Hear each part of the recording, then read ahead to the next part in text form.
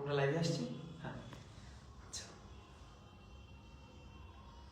তোমরা যারা আমাদের সাথে লাইভে যুক্ত হয়েছো তারা সবাই বন্ধু বান্ধবদের একটু মেনশন করে দাও, আর ক্লাসের লিঙ্কটা একটু তোমাদের বিভিন্ন মেসেঞ্জার গ্রুপ, ফেসবুক গ্রুপে একটু শেয়ার করে দাও।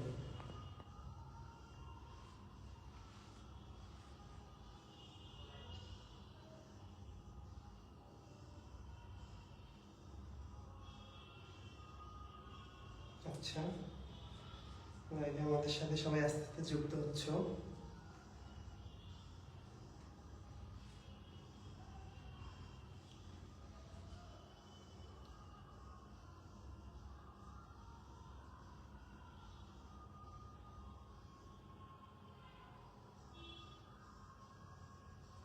সবাই একটু ক্লাসের লিঙ্কটা আমাদের গ্রুপগুলোতে শেয়ার করে দাও, আর ফ্রেন্ডদেরকে মেনশন দাও সবাই।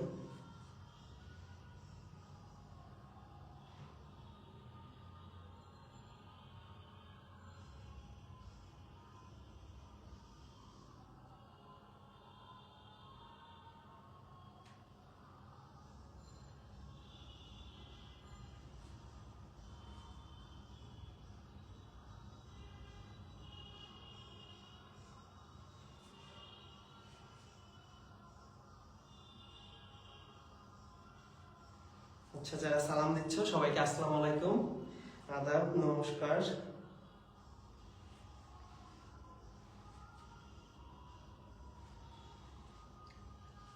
সাজ্জাকুল ইসলাম লিখছো, স্যার ভালো আছেন? হ্যাঁ ভাইয়া ভালো আছি। আচ্ছা, তোমরা কি জানাবা আমার বোর্ড ক্লিয়ার কিনা, সাউন্ড ক্লিয়ার কিনা? বোর্ড আর সাউন্ড ক্লিয়ার কিনা, তোমরা আমাকে দেখতে পাচ্ছ কিনা ঠিকঠাক ভাবে, আর হচ্ছে সাউন্ডটা ক্লিয়ার কিনা।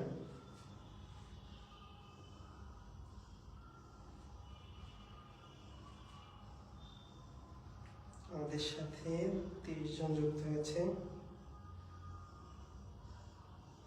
আচ্ছা, আমরা 2 মিনিট, আর 2 মিনিটের মধ্যে ক্লাসের মেইন পার্টে চলে যাব। আমরা সবাইকে একটু মেনশন দিয়ে দিই।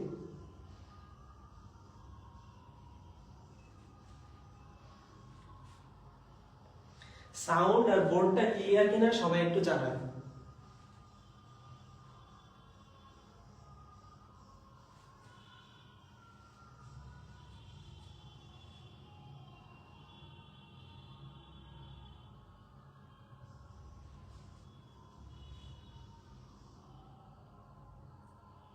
আচ্ছা, একজন লিখছো ভাইয়া অনেক স্লো শোনা যাচ্ছে।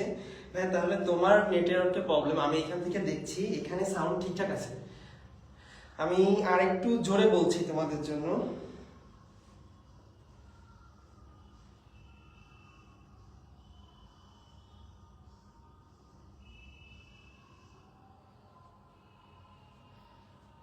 আচ্ছা, ঠিক আছে, আমরা মূল ক্লাসের দিকে যাই। আচ্ছা, আজকে আমাদের এইচএসসি প্রি অনলাইন প্রোগ্রামের দ্বিতীয় ক্লাস। তো দ্বিতীয় ক্লাসে আমি তোমাদের সাথে আছি, তোমাদের বঙ্কিম ভাইয়া, আর আমি আজকে তোমাদের কেমিস্ট্রি পড়াবো এই প্রথম সাইকেলে। তো তোমরা যারা এখনো লাইভে যুক্ত হওনি দ্রুত একটু লাইভে যুক্ত হবা, বন্ধুদের মেনশন দিবা, আর হচ্ছে লাইভ লিঙ্কটা একটু শেয়ার করে দাও সবাই, ঠিক আছে? আমরা খুব অল্প সময়ের মধ্যেই ক্লাসটা শুরু করব, খুব অল্প সময়ের মধ্যে ক্লাসটা শুরু করব, সবাই একটু দ্রুত যুক্ত হও।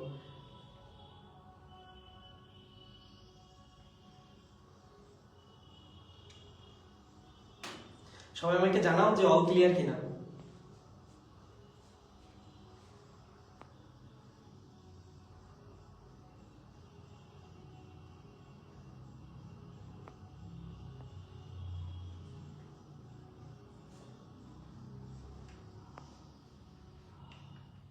আচ্ছা, মাইক্রোফোন নিয়ে কথা বললে ভালো হতো। মাইক্রোফোন ইনশাল্লাহ আগামী ক্লাসের মধ্যে আমরা নিয়ে আসবো। সাউন্ড তো ক্লিয়ার?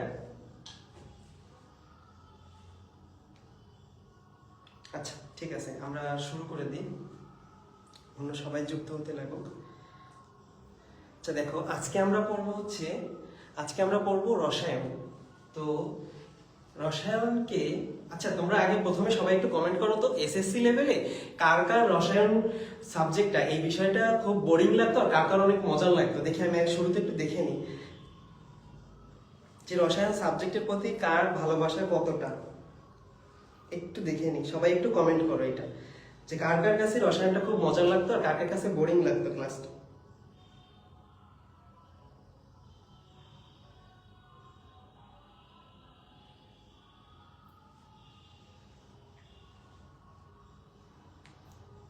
ক্যামেরাটা আরেকটু নিচে নামাও, একটু এদিকে নামাও। ঠিক আছে। আচ্ছা, ইকরা বলছো আমার অনেক ভালো লাগে। আচ্ছা,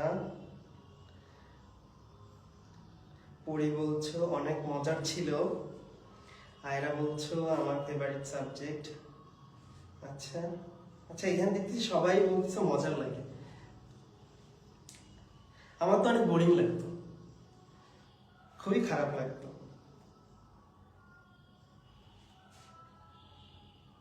আচ্ছা ঠিক আছে। নাজিব বলছো এসএসসি তে মজার ছিল বাট এক্সাম ভালো হয়নি। ইনশাল্লাহ রেজাল্ট, এক্সাম পরীক্ষা দেওয়ার পর যারা ভালো পরীক্ষা দেয় তাদের সবসময় মনে হয় যে পরীক্ষাটা ভালো হয়নি। তো আশা করি তোমার রেজাল্ট ভালো হবে। আচ্ছা শোনো, রসায়ন, রসায়নকে ভাঙলে দেখো আমরা পাই রস যোগ আয়ন। তো আমরা কেমিস্ট্রিকে এইভাবেই আমি তোমাদেরকে পড়াবো যাতে হচ্ছে এই বোরিং সাবজেক্টটাকে, কেমিস্ট্রি কিন্তু 90% স্টুডেন্টের মতোই বোরিং, তো এই বোরিং সাবজেক্টটাকে আমরা মজার সাথে রস দিয়ে পড়বো, রসালোভাবে কেমিস্ট্রি পড়বো। ঠিক আছে? তোমরা সবসময় কেমিস্ট্রিটাকে সহজভাবে নিবা, কেমিস্ট্রিটাকে সহজভাবে মজার সাথে নিবা, তাহলে হচ্ছে কেমিস্ট্রিটা সোজা লাগবে। তোমরা এসএসসি তে যা পড়ে আসছো তার কয়েক গুণ বেশি আমরা এক একটা অধ্যায় পড়বো এসএসসি লাইফে। ঠিক আছে? তো এই জন্য হচ্ছে কখনো আর কি ভয় পাওয়া যাবে না যে রসায়ন নিয়ে, রসায়নটা এত বড় কেন, বইগুলো এত বড় কেন, তারপর এক একটা অধ্যায় এত বড় কেন, এগুলো নিয়ে কোনো ভয় পাওয়া যাবে না। তো আমরা এখন আস্তে আস্তে শুরু করছি। তো আজকে আমরা রসায়ন প্রথম পত্রের দ্বিতীয় অধ্যায়টা পড়বো, রসায়ন প্রথম পত্রের দ্বিতীয় অধ্যায় পড়বো। দেখো, প্রথম পত্রের দ্বিতীয় অধ্যায়ের নাম আমি এখানে লিখে রাখছি গুণগত রসায়ন। এটা কি? গুণগত রসায়ন। তো আমরা প্রত্যেকটা ক্লাসে, আমার ক্লাসে আমি করি কি, যে ক্লাসে আজকে কি কি পড়বো সেটার একটা গোল ফিক্স করে রাখি, যে ক্লাস শেষে আমরা এগুলা শেষ করতে পারলাম কিনা এবং প্রত্যেকটা টপিক ঠিকঠাক ভাবে বুঝতে পারছি কিনা, এই সবকিছু আমি লিখে রাখি। তো এখানে আমি ঠিক সেম ভাবে লিখে রাখছি আজকে তোমাদের জন্য। দেখো, এখানে আজকে আমরা মোট 4টা টপিক পড়বো। প্রথম ক্লাস, আমি তোমাদেরকে খুব বেশি কষ্ট দিব না, খুব বেশি সময় নিব না, মাত্র 4টা টপিক পড়বো।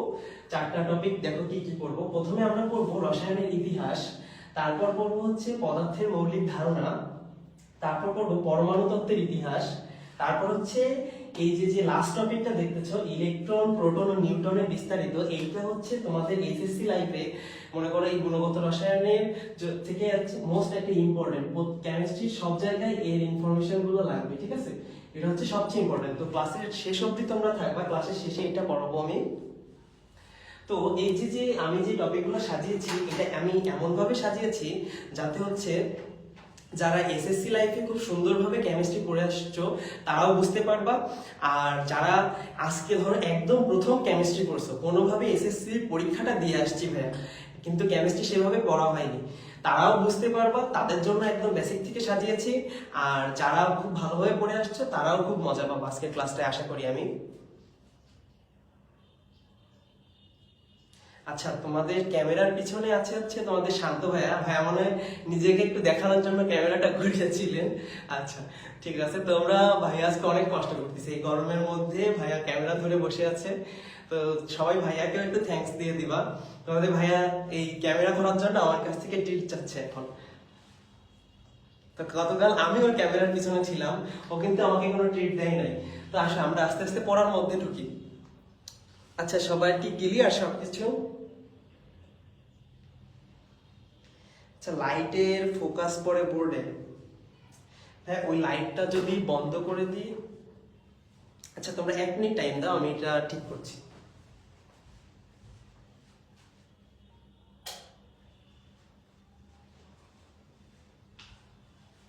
আচ্ছা, আমি মানে ক্যামেরা থেকে চলে যাওয়ার জন্য দুঃখিত। এখানে শুধুমাত্র তোমাদের শান্ত ভাই আর আমি আছি, তো যেটুকু করা লাগবে আমাদের দুজনেরই করা লাগবে।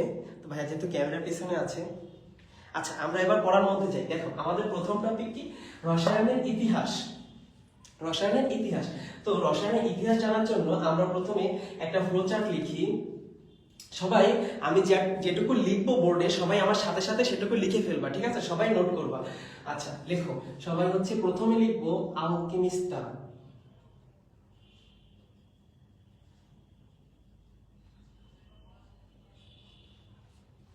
আলকেমিস্তা। এবার লেখো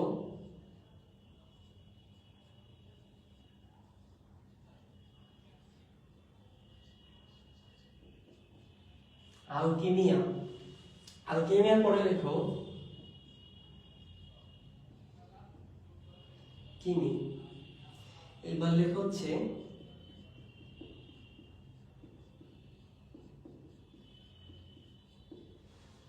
কেমিস্ট্রি। এবার দেখো আমরা শুরু থেকে মধ্যযুগে যখন আর কি কেমিস্ট্রি তখন আবিষ্কার হয়নি, তো মানুষের ওই সময় খুব ইচ্ছা হতো যে অমর থাকবে, অর্থাৎ সারা জীবন বাঁচবে, কখনো মারা যাবে না। তো এই অমর থাকার জন্য তারা চেয়েছিল কি একটা কিছু আবিষ্কার করতে বা একটা কিছু খেতে, যেটাকে তারা হচ্ছে সঞ্জীবনী বলতো।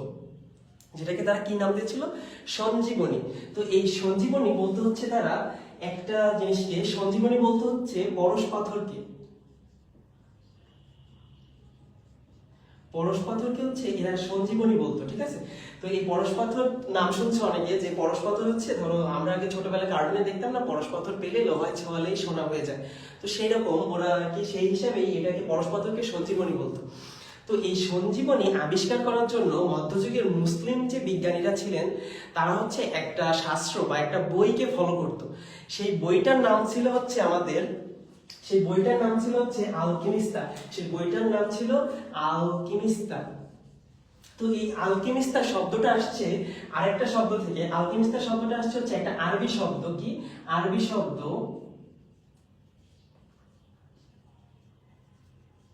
আরবি শব্দ আলকিমিয়া থেকে। কি ভাই?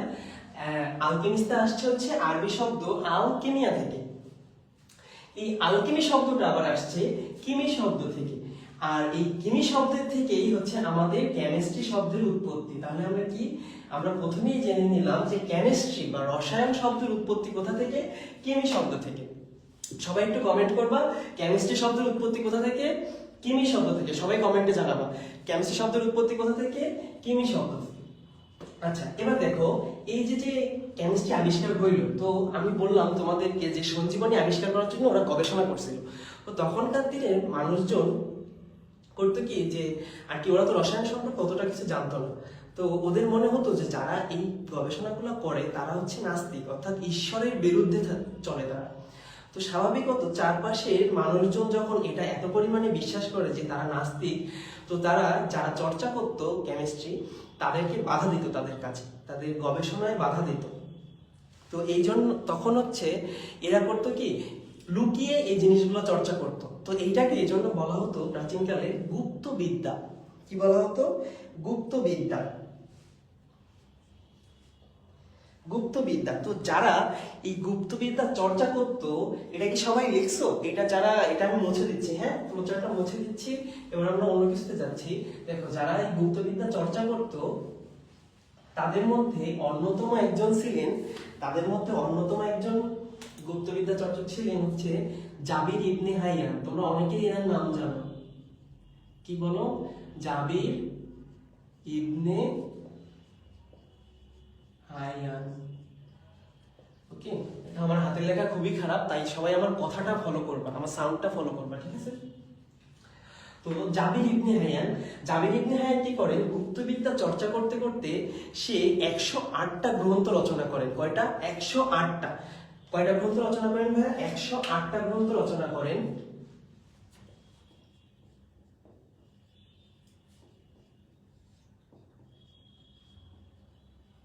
108টি গ্রন্থ রচনা করেন। এই 108টি গ্রন্থ পরবর্তীতে আমাদের কেমিস্ট্রির যত গবেষণা, যত বিস্তার, এখন তোমরা যে কেমিস্ট্রি দেখতে পাচ্ছ, যত আবিষ্কার দেখতে পাচ্ছ, এই 108টি গ্রন্থ তখন সেটার ভিত্তি হিসাবে কাজ করতো, বা এই সব কিছুতে হচ্ছে 108টি গ্রন্থ অনেক সহায়তা করেছে। এই জন্য জাবির ইবনে হাইয়ানকে বলা হয় রসায়ন শাস্ত্রের জনক। কি বলো?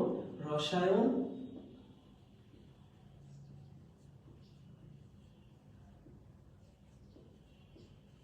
শাস্ত্রের জনক, এটা একটু আমরা সবাই লিখে নিই। কি বলো? রসায়ন শাস্ত্রের জনককে জাবির ইবনে হায়ান। শান্ত এসিডটা একটু দিয়ে দাও।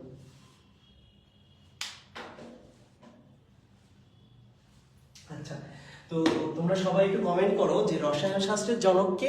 মূলত প্রাচীন রসায়ন শাস্ত্রের জনক হচ্ছে জাবির ইবনে হায়ান, তো সেটাই লিখো।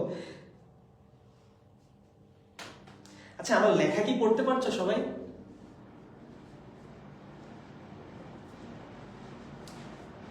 রসায়ন শাস্ত্রের জনককে সবাই লিখো, প্রাচীন রসায়ন শাস্ত্রের জনককে জাবির ইবনে হায়ান। তো এরপরে ভাইয়া তাহলে প্রাচীন রসায়ন শাস্ত্র তো বললেন, তাহলে আধুনিক বা ডিজিটাল যেটাকে বলি আমরা, তাহলে আধুনিক রসায়ন শাস্ত্রের জনককে? আধুনিক রসায়ন শাস্ত্রের জনক হচ্ছে, আধুনিক রসায়ন শাস্ত্রের জনক হচ্ছে ল্যাভয়েসিয়ের। কে? ল্যাভয়েসিয়ের। উনি কি?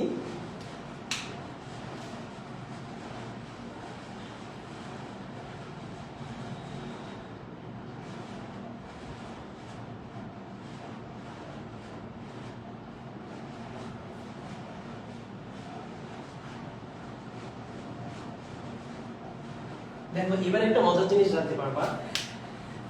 হ্যাঁ, একে তো বললেন যে প্রাচীন রসায়ন শাস্ত্রের জনক, কারণ হচ্ছে 108টা গ্রন্থ রচনা করছে, গুপ্তবিদ্যা চর্চা করত। এর তো প্রাচীন রসায়ন শাস্ত্রের জনক হওয়ার কারণ আছে, কিন্তু এর আধুনিক রসায়ন শাস্ত্রের জনক হওয়ার কারণ কি? এই যে দেখো ল্যাভয়েসে কি করছিল, জাবির ইবনে হায়ান যে রসায়ন শাস্ত্রটাকে তৈরি করে গেল, এবার জাবির ইবনে হায়ান এসে কি করলো, এই রসায়নকে দুই ভাগে ভাগ করলো। কয় ভাগে ভাইয়া? দুই ভাগে ভাগ করলো। কি কি?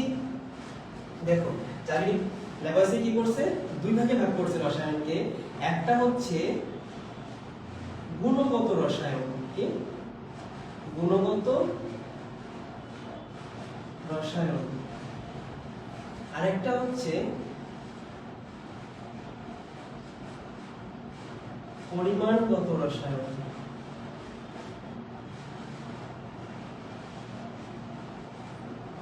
দেখো ভাই আমরা কি পাইলাম? আমাদের আজকে অধ্যায়ের নাম কি? আমাদের আজকে অধ্যায়ের নাম হচ্ছে গুণগত রসায়ন। আর সেই গুণগত রসায়নটা তো পৃথক করছিল কে? ল্যাভয়েসে। তাহলে আমরা ল্যাভয়েসের কারণটা পেলাম যে কি করছিল, রসায়নকে দুই ভাগে ভাগ করছিল। গুণগত রসায়ন আমরা পড়তেছি ফার্স্ট পেপারে, আর পরিমাণগত রসায়নটা পড়বো হচ্ছে আমরা সেকেন্ড পেপারে। তো গুণগত রসায়নে কি কি নিয়ে আলোচনা করা হয়? গুণগত রসায়ন হচ্ছে বলতে পারো তোমার এই এইচএসসি লেভেলে বা কেমিস্ট্রির একদম অ আ ক খ একটা ফান্ডামেন্টাল টপিক হচ্ছে গুণগত রসায়ন। গুণগত রসায়নে পদার্থের মৌলিক ধারণা, পরমাণুর গঠন, পরমাণুর মডেল, তারপর হচ্ছে পদার্থের আকার আকৃতি, তারপর কণিকাগুলোর বিস্তারিত, এই সব নিয়ে আলোচনা করা হয় গুণগত রসায়ন। তাহলে এই সব কিছু হচ্ছে কেমিস্ট্রির অ আ ক খ, যেটা আমরা আজকে পড়তেছি। কেমিস্ট্রির বা রসায়নের অ আ ক খ যখন তোমরা হাতে করে দিয়েছিলে তখন তোমরা ঠিক এইভাবেই অ আ ক খ দিয়ে শুরু করছিলে, তারপর আস্তে আস্তে শব্দ, তারপর বাক্য, তারপর বইতে গেছো। তো আমরাও সেইভাবে অ আ ক খটা শেষ করি, ধাপে ধাপে আমরা এগোবো। ঠিক আছে? তাহলে এই যে পরিমাণগত রসায়নে কি আলোচনা করা হবে? সেকেন্ড পেপারে পরিমাণগত রসায়নে আলোচনা করা হচ্ছে পদার্থের পরিমাণ। পদার্থ আমরা কিভাবে পরিমাপ করব, বিক্রিয়ায় কোন পদার্থ কত মোল লাগবে, এই পরিমাণগুলো হচ্ছে পরিমাণগত রসায়নে কাজে লাগে। ঠিক আছে? তো এটা আমরা জানলাম। তাহলে এবার সবাই কমেন্ট করবা যে আধুনিক রসায়নের জনককে। আধুনিক রসায়নের জনককে আমি সবাই কমেন্ট করব। আধুনিক রসায়নের জনককে?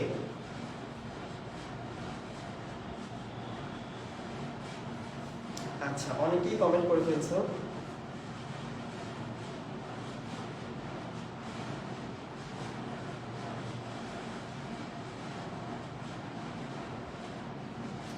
আধুনিক রসায়নের জনককে? আচ্ছা, একজন কমেন্ট করছো জৈব রসায়ন। জৈব রসায়ন নিয়ে ভাবার কিছু নাই, জৈব রসায়ন একদম পানির মতো করে পড়বো। আমরা যেভাবে বেসিক দিয়ে শুরু করলাম, একদম ফান্ডামেন্টাল একটা ক্লাস দিয়ে শুরু করতেছি, সেইভাবে জৈব রসায়ন একদম বেসিক থেকে শুরু করব। তাহলে তখন দেখবা সবকিছু ইজি লাগবে। ঠিক আছে? আচ্ছা, সবাই বলতেছে অ্যান্টনি ভ্যান ল্যাভয়েসিয়ে। আচ্ছা আচ্ছা, গুড গুড। সে যদি বলছো ল্যাভয়েসিয়ে, তারপরে শিলারিনি বলছো ল্যাভয়েসিয়ে, মুসাফির, আচ্ছা, সানজিদা সুলতানা, ঠিক আছে। আচ্ছা, সবাই ল্যাভয়েসিয়ে কমেন্ট করছো।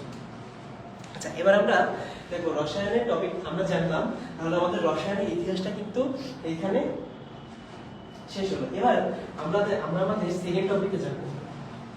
রসায়নের ইতিহাস কিন্তু শেষ ভাই, একটা টপিক শেষ করে ফেললাম।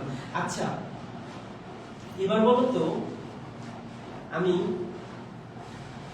সবার প্রথমে বলছিলাম যে প্রাচীন মুসলিম বিজ্ঞানীরা একটা শাস্ত্রকে অনুসরণ করত, সেই শাস্ত্রটার নাম কি ছিল? আমি একদম শুরুতে যে ফ্লোচার্টটা লিখছিলাম তার প্রথম শব্দটা ছিল এটা। সবাই একটু ওইটা কমেন্ট করো, আমরা ততক্ষণ পরেরটা লিখে ফেলি। দেখো, পদার্থের মৌলিক ধারণা। এখন পদার্থ কি? তুমিও একটা পদার্থ, আমিও একটা পদার্থ, তোমাদের সাধ্য ভাইও একটা পদার্থ। আর কালকে তোমাদের ফিজিক্স পড়াবে, আগামীকাল তোমাদের ফিজিক্স পড়াবে পার্বণ ভাইয়া, ও হয়তো বা অপদার্থ, এই জন্য পদার্থ বিজ্ঞান পড়াবে। আচ্ছা দেখো, এটা কি? এটা একটা কলম, তাই না? এই কলমটাকে আমরা একটা পদার্থ বলতে পারি। কেন? এটাকে যদি আমরা এই হাতের উপর রাখলাম, হাতের উপর রাখলে কলমটা কি করছে? কলমটার ভর আছে, আমি এর ভরটা অনুভব করতে পারছি। এর স্থান, এটা একটা স্থান দখল করতেছে, এর কিছু নিজস্ব বৈশিষ্ট্য আছে।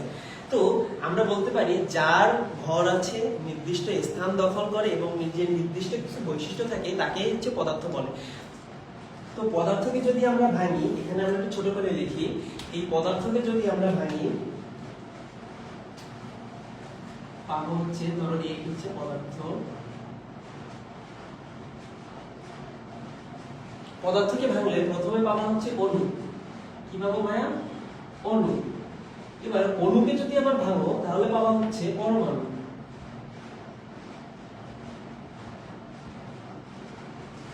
পরমাণু, ঠিক আছে? দেখো এই যে পদার্থের মৌলিক ধারণা পেয়ে গেছি। তাহলে পদার্থতে আমরা কি কি পাবো? পদার্থ, অণু আর পরমাণু। পদার্থ, অণু আর পরমাণু। এবার এই টপিকটা থেকে আমরা ডাইরেক্ট পরমাণুতে চলে যাব, পরমাণু তত্ত্বের ইতিহাসে চলে যাব। এবার দেখো, এবার আমরা আরেকটা ফ্লোচার্ট লিখবো। ফ্লোচার্টে প্রথমেই আমরা তিনজন বিজ্ঞানীর নাম লিখি। সবাই একটা আমার সাথে সাথে লিখে ফেলো, হ্যাঁ? আচ্ছা লিখো কনাদ, কনাদ। তারপর লিখো হচ্ছে লুসিপাস,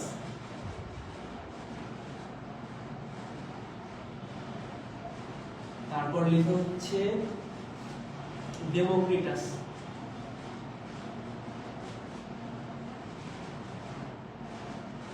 ওকে? কনাদ, লুসিপাস, ডেমোক্রিটাস। এই যে তিনজন বিজ্ঞানী ছিল, এদের মধ্যে কনাদ ছিল হচ্ছে ভারতীয়, কনাদ ছিল ভারতীয়, আর এরা দুজন ছিল গ্রিক। তো কনাদ, লুসিপাস আর ডেমোক্রিটাস তিনজন ছিল সমসাময়িক, মানে ধরো সমবয়সী এরকম, মানে একই সময়ে তারা একটা ধারণা দিয়েছিল যে পদার্থকে ভাঙলে আমরা পদার্থকে ভাঙতে আমরা সর্বশেষ পাবো পরমাণু, আর এই পরমাণুটাকে আর ভাঙা যায় না। এদের তিনজনেরই মতামত সেম ছিল যে পদার্থকে ভাঙলে সর্বশেষ আমরা পাবো পরমাণু, আর এই পরমাণুকে আর কখনো ভাঙা যায় না। তো এদের মধ্যে এই ডেমোক্রিটাস আবার একটু বেশি পণ্ডিতি করে এটার নাম দিল অ্যাটমস। কি? অ্যাটমস। অ্যাটমস। তো এই অ্যাটমস মানে হচ্ছে অবিভাজ্য। অ্যাটমস অর্থ কি? অবিভাজ্য। অ্যাটমস অর্থ অবিভাজ্য। আচ্ছা সবাই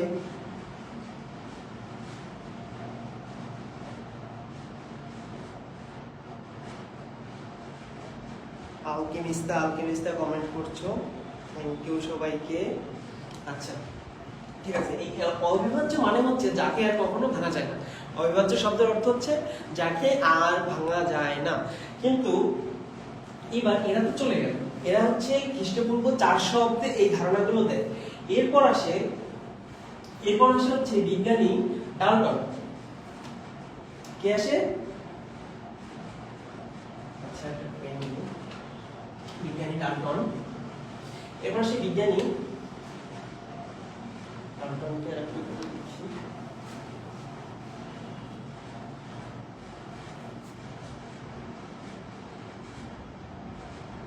ডাল্টন। কে? বিজ্ঞানী ডাল্টন। বিজ্ঞানী ডাল্টন কি করে? বিজ্ঞানী ডাল্টন তো এদের পরে আসছে। তো বিজ্ঞানী ডাল্টন তার পূর্ব উত্তরসূরিদের মতামতগুলো মেনে নেয়। সে বিশ্বাস করে যে তারা যা বলছে তা ঠিক। গুরুজন যা বলে গেছে তা ঠিক, কিন্তু এটাকে আমাদের একটু মডিফাই করা লাগবে। এবার ডাল্টন কি করলো, ডাল্টন তার সময়কাল ছিল মূলত, ডাল্টনের সময়কাল ছিল হচ্ছে মূলত 1803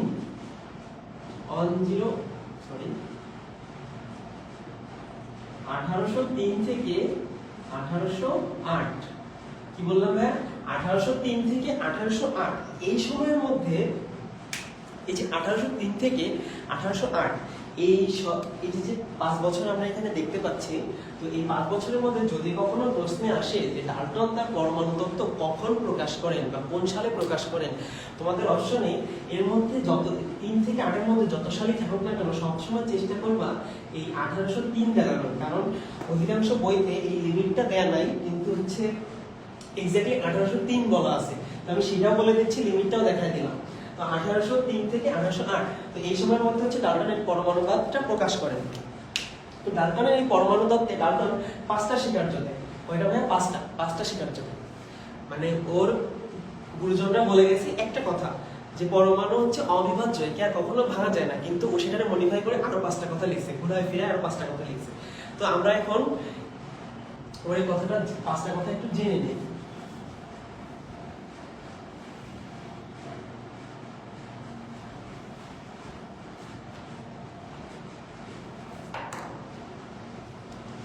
সবাই কমেন্ট করতেছো, আচ্ছা মুছে দিয়েছি। এবার সবাই একটু বলো তো,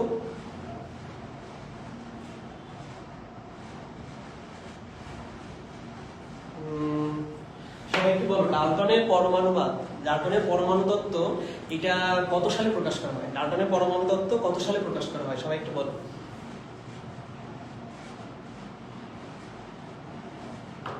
সবাই একটু কমেন্ট করো। আচ্ছা দেখো, এবার আমরা ডাল্টনের পরমাণুবাদটা জেনে নিই, বা ডাল্টনের 5টি স্বীকার্য।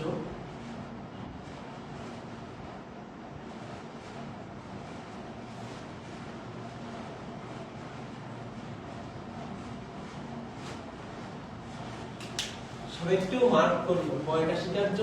5টা স্বীকার্য। কয়টা ডাল্টনের? 5টা। দেখো 5টার মধ্যে প্রথমটাতে বলছে যে পদার্থ, ব্ল্যাক পেন দিয়ে লিখি,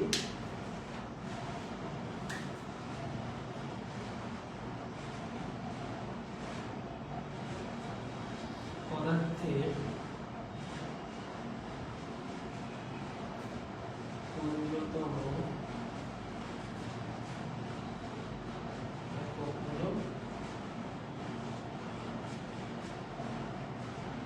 পরমাণু।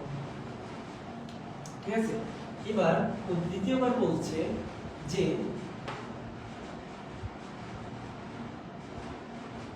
একই পদার্থের সকল পরমাণু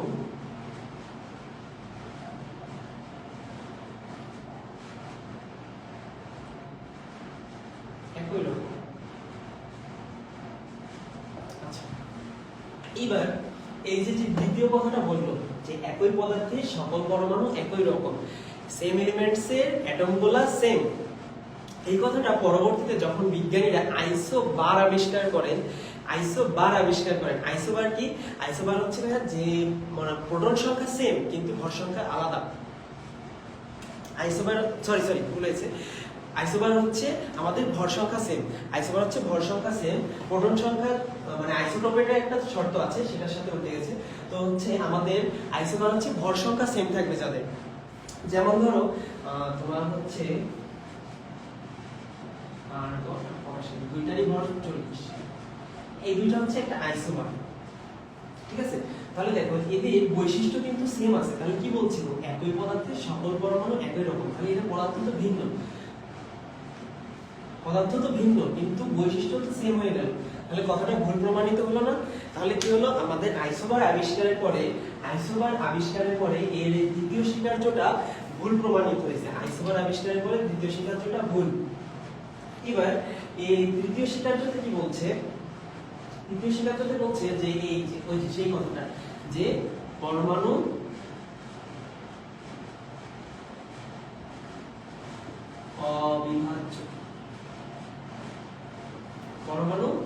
অবিভাজ্য, এই যে বিখ্যাত কথাটা, পরমাণু অবিভাজ্য বা অ্যাটমস।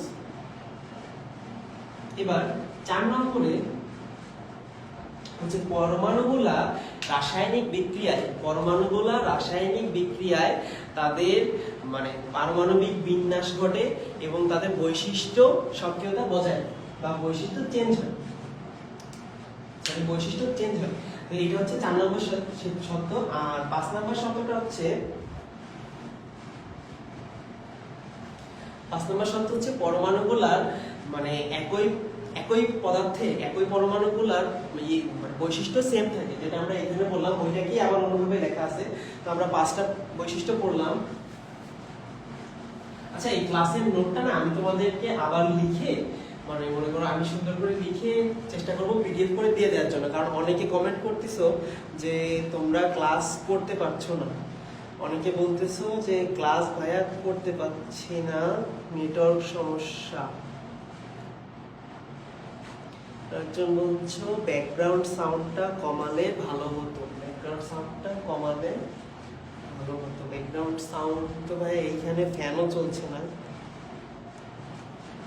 আচ্ছা ঠিক আছে, এবার তাহলে আমরা পরমাণুর ডাল্টনের শিকার জানলাম। এবার আমরা পরমাণু আর অণুর মধ্যে একটু পার্থক্য দেখি। সবাই লিখবো পরমাণু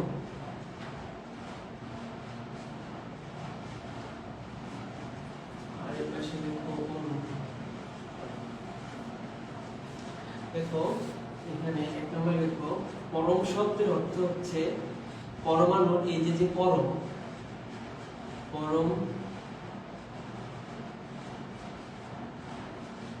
শব্দের অর্থ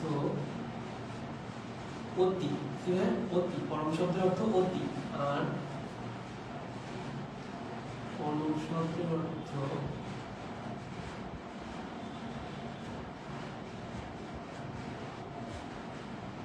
ক্ষুদ্র, অণু শব্দের অর্থ ক্ষুদ্র। আর এখানে অনেক লিখবো পরমাণু, অণু শব্দের অর্থ ক্ষুদ্র। এবার 2 নম্বর পয়েন্টে লিখো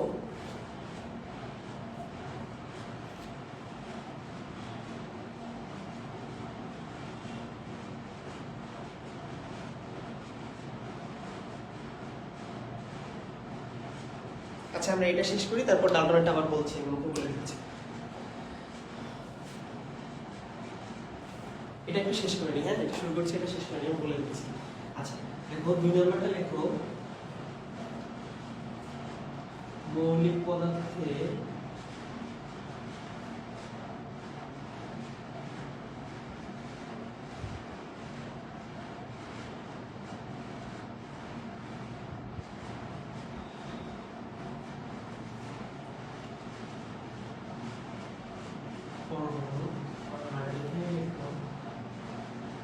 মৌলিক বা যৌগিক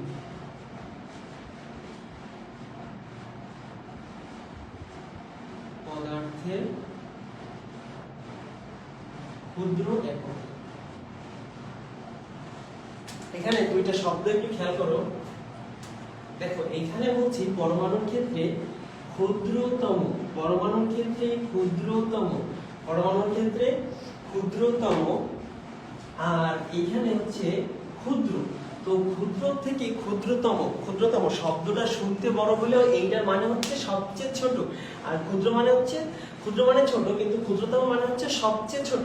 তাহলে আমরা যে প্রথমে দেখছিলাম না, পদার্থকে ভাঙলে প্রথমে যখন আমরা ভাঙবো তখন হচ্ছে অণু পাবো, আর তারপর ওই অণুকে যখন ভাঙবো তখন হচ্ছে আমরা পরমাণু পাবো। এবার আমরা 3 নম্বরটা পড়ি।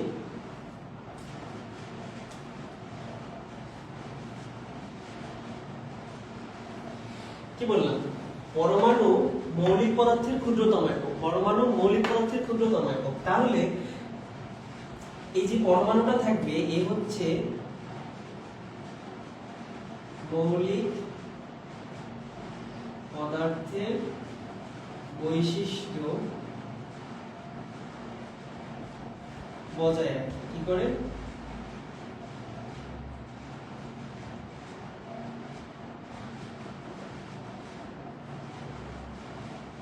মৌলিক পদার্থের বৈশিষ্ট্য বজায় রাখে। আর এই বৈশিষ্ট্য একে যদি ভাঙি এর কোনো বৈশিষ্ট্য বজায় রাখে না। দেখো এটি কি বলছি, ক্ষুদ্রতম একক। তুমি একটা জিনিস দেখবা, তোমার বাসায় তোমরা যদি বড় হওয়া, তোমাদের যদি কোনো ছোট ভাই বোন থাকে, তারা দেখবা মানে ছোট যে সে সবসময় মা বাবার সাথে থাকার চেষ্টা করে, মা বাবার সাথে থাকে, মা বাবার ছাড়া সে চলতে পারে না। তো পরমাণুটা হচ্ছে ওই রকম, কোনো মা বাবার একদম সবচেয়ে ছোট সন্তান, ক্ষুদ্রতম সন্তান, যে কি করে ওই মৌলিক পদার্থ অর্থাৎ সেই মা বাবার বৈশিষ্ট্য সে বজায় রাখে, মা বাবার সাথে চলে, মা বাবা যেটা করে সে সেটাই করে। আর তোমরা যারা, তারা হচ্ছে মা বাবার অবাধ্য সন্তান, কি করো, বৈশিষ্ট্য বজায় রাখো না, নিজেদের মতো চলার চেষ্টা করো, স্বাধীনভাবে চলার চেষ্টা করো। এবার লিখো 4 নম্বরটা, রাসায়নিক বিক্রিয়ায় পরমাণু হচ্ছে অবিভাজ্য অবস্থায়, রাসায়নিক বিক্রিয়ায় পরমাণু অবিভাজ্য অবস্থায় অংশগ্রহণ করে, রাসায়নিক বিক্রিয়ায় অবিভাজ্য অবস্থায় অংশগ্রহণ করে।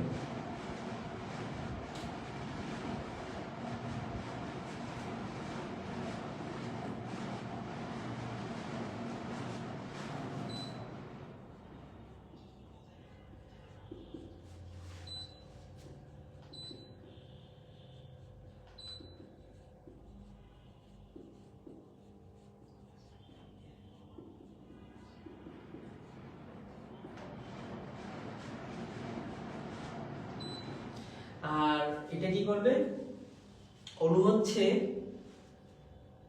বিভাজিত হয়ে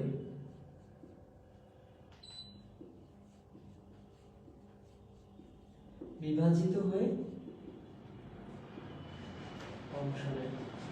আমি একটু শর্ট করে লিখলাম, তোমরা কিন্তু পুরোটা লিখো, ঠিক আছে? তোমরা পুরোটা লিখো, তো তোমরা একটু দ্রুত তুলে নাও, আরেকটা লাস্ট পয়েন্ট আছে যে পরমাণুকে ভাঙলে, এবার আমরা পুরো বৈশিষ্ট্যটা লিখে নেব। এখানে কি দেখা যাচ্ছে নিচে অবধি? এখানে কি দেখা যাচ্ছে আমার আঙুলটা যেখানে? তাহলে আমি লিখবো এখানে। আচ্ছা আমি দেখতেছি, আচ্ছা দেখা যাচ্ছে। তো দেখো 5 নম্বরটা হবে এটা, যে পরমাণুকে ভাঙলে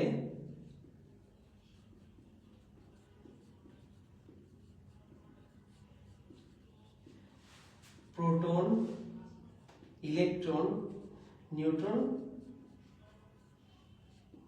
পাওয়া যায়। আর অণুকে ভাঙলে কি পাওয়া যায়? অণুকে ভাঙলে পরমাণু পাওয়া যায়, ঠিক আছে? এই যদি কখনো পার্থক্য আসে আমরা 5টা লিখব।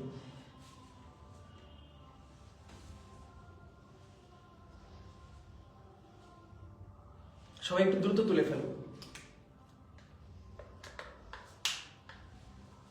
তোমাদের কমেন্টগুলো একটু দেখে নিই।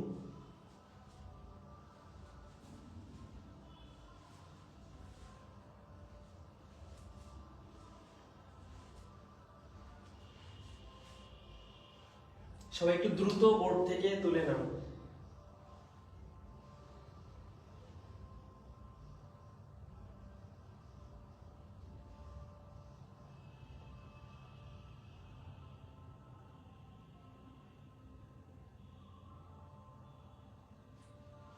আচ্ছা, ব্যাকগ্রাউন্ড সাউন্ড অফ করে দিয়েছি আমরা ফ্যান, আমাদের এসিতে একটু সমস্যা হচ্ছিল, সেটা আমরা অফ করে দিয়েছি। এটা কি সবার তোলা শেষ? সবাই একটু কমেন্ট করবা।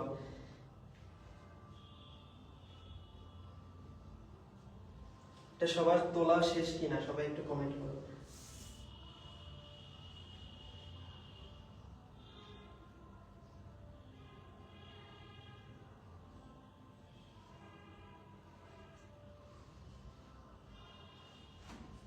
আচ্ছা, এবার তোমরা সবাই কমেন্ট করছিলা যে ডালটনের 2টা শিকার্য আমাদের বাকি ছিল, তাই না? 2টা শিকার্য আমি মুখে বলছি, সবাই একটু লিখে নিও। আচ্ছা আমি লিখে দিচ্ছি, ডালটনের 2টা শিকার্য আমি লিখে দিচ্ছি। আমি এটার জন্য দুঃখিত যে ওটা আমি খেয়াল করি নাই।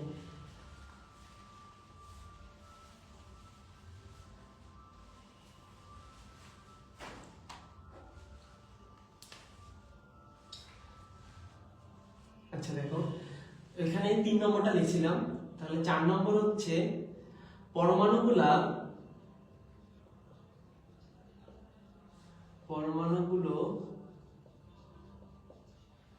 সরল অনুপাতে, কি ভাইয়া? সরল অনুপাতে পরস্পরের সাথে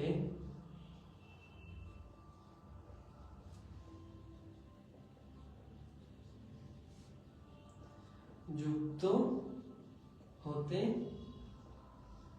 পারে। ওকে, আর 5 নম্বরটা হচ্ছে, সবাই কি এটা লিখছো?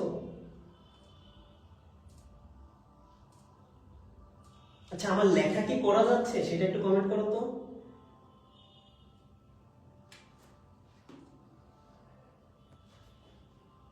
আজকে তোমাদের উপস্থিতি এত কম কেন?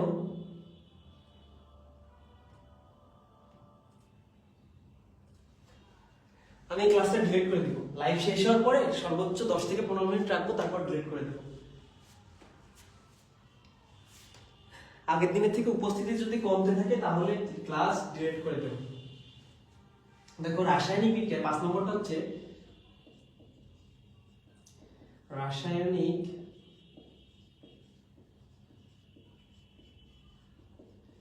বিক্রিয়ায় পরমাণুগুলা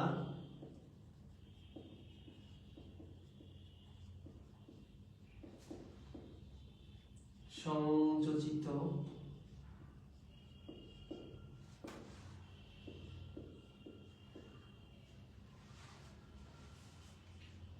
বিশ্লেষিত ও পুনর্বিন্যাস হয়। কি হয়? রাসায়নিক বিক্রিয়ায় পরমাণুগুলো সংযোজিত, বিশ্লেষিত ও পুনর্বিন্যাস হয়। ঠিক আছে, তো আমাদের 5টা স্বীকার্য শেষ। ডাল্টনের পরমাণুবাদ আমাদের শেষ হয়ে গেছে। আচ্ছা, এবার ডাল্টন পড়লাম, অনুপরমাণু পড়লাম। আচ্ছা বলতো, ডাল্টনের দ্বিতীয় যে স্বীকার্যটা ছিল, যে একই পদার্থের একই পরমাণুগুলা সব একই বৈশিষ্ট্য ধর্মী, এটা লিখছিলাম না? তো ওইটা ভুল প্রমাণিত হয়েছিল কি আবিষ্কারের ফলে ওইটা ভুল প্রমাণিত হয়েছিল। আচ্ছা, আমাদের সাথে আমাদের অনিল ভাইয়া যুক্ত হয়েছেন। তো ভাইয়া সালাম জানিয়েছেন। আসসালামু আলাইকুম ভাইয়াকে আমাদের সাথে যুক্ত হওয়ার জন্য ধন্যবাদ। আচ্ছা, আমি ব্ল্যাক কালার ইউজ করছি, ঠিক আছে, ব্ল্যাক কালার ইউজ করছি। তোমরা আইসোবার সবাই একটু কমেন্ট করো, আরো কয়েকটা কমেন্ট দেখতে চাই। নার্গিস আক্তার লিখছো আইসোবার, লাভলি লিখছো আইসোবার। আচ্ছা, কেউ যদি তার বাবা মার আইডি থেকে ক্লাস করে থাকো, মানে বড়দের কোনো আইডি থেকে ক্লাস করে থাকো, তারা তার নামটা একটু লিখে দিও, ঠিক আছে? আচ্ছা, নাজিব বলছো আইসোবার, আফরোজা বলছো আইসোবার। আচ্ছা, ঠিক আছে। আচ্ছা, ক্লাস কিন্তু আমি ডিলিট করে দেব, বন্ধু বান্ধবদের মেনশন দাও আর হচ্ছে লিংকটা শেয়ার করে দাও। এখনো সময় আছে, এখনো আমরা আরো গুরুত্বপূর্ণ কয়েকটা টপিক আছে। আমরা একদমই ফান্ডামেন্টাল জিনিস পড়লাম এতক্ষণ, তো এখনো আমাদের আরো মোস্ট ইম্পর্টেন্ট টপিকে ঢোকার আগে বন্ধুদের আসতে বলো, ডিলিট নাহলে কিন্তু ডিলিট করে দিব। আচ্ছা, ঠিক আছে, সবাই আইসোবার কমেন্ট করছো। তো ঠিক আছে, আমরা আমাদের পড়া শেষ, পদার্থের মৌলিক ধারণা শেষ। এবার আমরা পরমাণু তত্ত্বের ইতিহাসও পড়ে ফেলছি, কিন্তু পরমাণু তত্ত্বের ইতিহাসও পড়া শেষ। এইবার আমরা হচ্ছে পরমাণু তো ভাঙলাম, ডাল্টন বলে গেল, ডাল্টনের ওই তথ্যগুলাকে, এইবার ডাল্টন পর্যন্ত আমাদের শেষ। ডাল্টন তো সবকিছু বলছে, ডাল্টনের ওই তথ্যগুলাকে সব ভুল প্রমাণিত করে এর পরবর্তীতে এইটা একটা মডেল, পরমাণু নতুন মডেল দেন হচ্ছে বিজ্ঞানী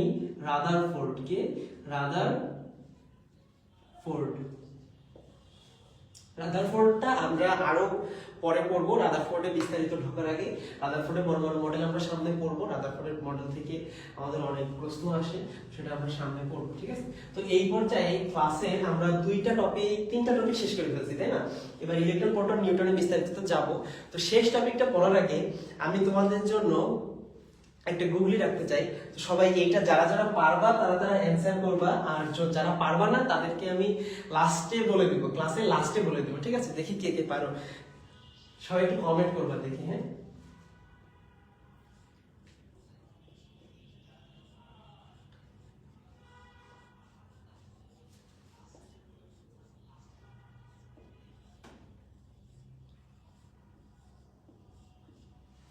দেখি কে কে পারো, বলো তো এটা মানে কি?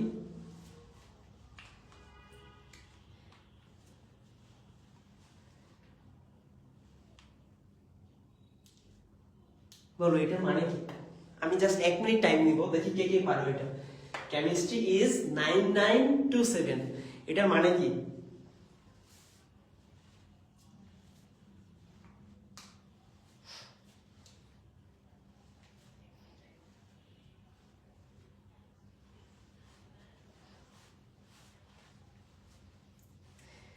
কেউ কি? জানি না ভাইয়া। নাজিব বলছো জানি না ভাইয়া। কেমিস্ট্রি ইজ বেস্ট, না রে বেস্ট না। দেখি কার কত বুদ্ধি, আমি শুরুতে বলে আসছি, তখন বাংলায় বলছি, আর এখন আমি সংখ্যা আর ইংলিশ দিয়ে বললাম। দেখি কে কি বলো। আচ্ছা কেউ কমেন্ট করছো না। আচ্ছা এটা থাকলো, এটা আমি ক্লাসের শেষে বলে দিব, আমরা ক্লাসের টপিকে চলে যাই। জোসেফ অর্নিল ভাইয়া বলছে আমার কমেন্ট পড়েন ভাইয়া। ভাইয়া আপনার নাম তো পড়লাম, আপনাকে ধন্যবাদও দিলাম আমাদের সাথে যুক্ত হওয়ার জন্য।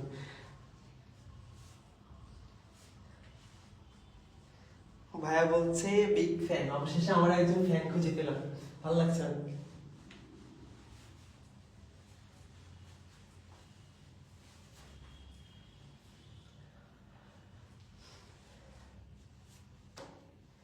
আচ্ছা, তো এইবার হচ্ছে আমরা ইলেকট্রন সম্পর্কে পড়ব। দেখো ইলেকট্রন, পরমাণুকে ভাঙলে পাচ্ছি কি কি? Electron, proton, neutron.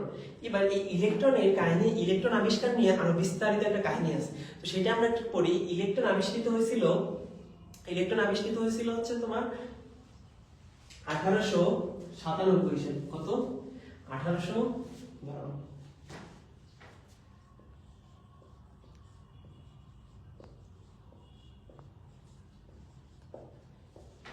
ইলেকট্রন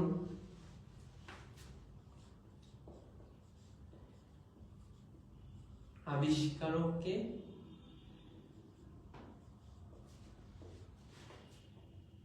বিজ্ঞানী জে থমসন, থমসন। আমরা কিন্তু আমাদের আজকের ক্লাসের সবচেয়ে মোস্ট ইম্পর্টেন্ট টপিকে ঢুকে গেছি। এটা পরে আমরা গুগলটা সলভ করে শেষ করব ক্লাস। বিজ্ঞানী জে থমসন, সালটা ছিল হচ্ছে 1897, সালটা ছিল 1897। এবার এই বিজ্ঞানী কিভাবে ইলেকট্রনটা আবিষ্কার করলো? বিজ্ঞানী জে থমসন ক্যামব্রিজ বিশ্ববিদ্যালয়ে, ক্যাভেন্ডিস, কি নাম বললাম? ক্যামব্রিজ বিশ্ববিদ্যালয়ের ক্যাভেন্ডিস গবেষণাগারে একদিন ক্যাথোড রশ্মি নিয়ে পরীক্ষা করছিলেন। ক্যাথোড রশ্মি নিয়ে পরীক্ষা করতে করতেই তিনি এই ইলেকট্রনটা আবিষ্কার করেন। এখন আমরা সেই ক্যাথোড রশ্মি পরীক্ষাটা একটু বুঝবো। এটা বলতে দিলাম হ্যাঁ, ক্যাথোড রশ্মি পরীক্ষাটা একটু বুঝবো।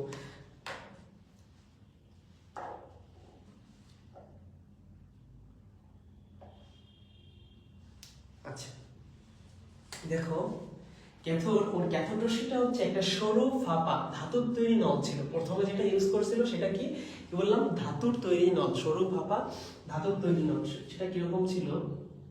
ধরো এটা নিলাম, এই হচ্ছে আমাদের সেই ধাতুর তৈরি নল। এটা কি? সেই ধাতুর তৈরি নল। এবার এখানে উনি একটা বৈদ্যুতিক সংযোগ দিল নলের দুই পাশে। এই যে এখানে বৈদ্যুতিক সংযোগ দিল, এইটা হচ্ছে আমাদের এটা হচ্ছে নেগেটিভ, এটা হচ্ছে পজিটিভ, ঠিক আছে? তো আর এর মধ্যে ছিল এই যে নল ছিল, নলের মধ্যে ছিল, তখন প্রথম যখন পরীক্ষা করেন উনি পরীক্ষাটা 3 ধাপে করেন। তো আমরা প্রথম ধাপটা পড়ছি। তো প্রথম ধাপে এই নলের মধ্যে ছিল হচ্ছে হাইড্রোজেন গ্যাস। কি ছিল? Hydrogen gas. Okay, hydrogen gas ছিল।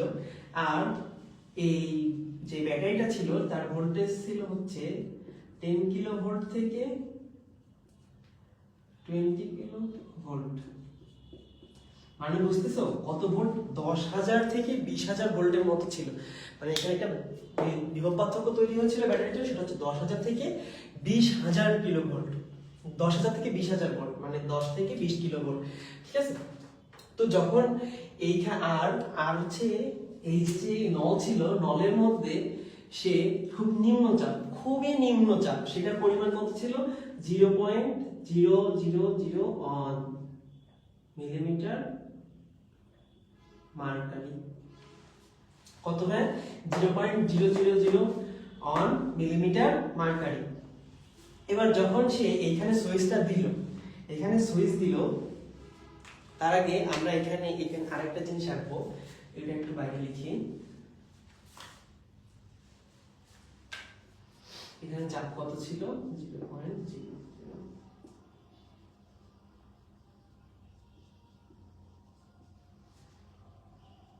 0.00 মার্কারি। ওকে, আর এখানে হচ্ছে তোমার এইরকম একটা পাখা ছিল বা ঘুরতে পারে এরকম একটা চাকতি ছিল।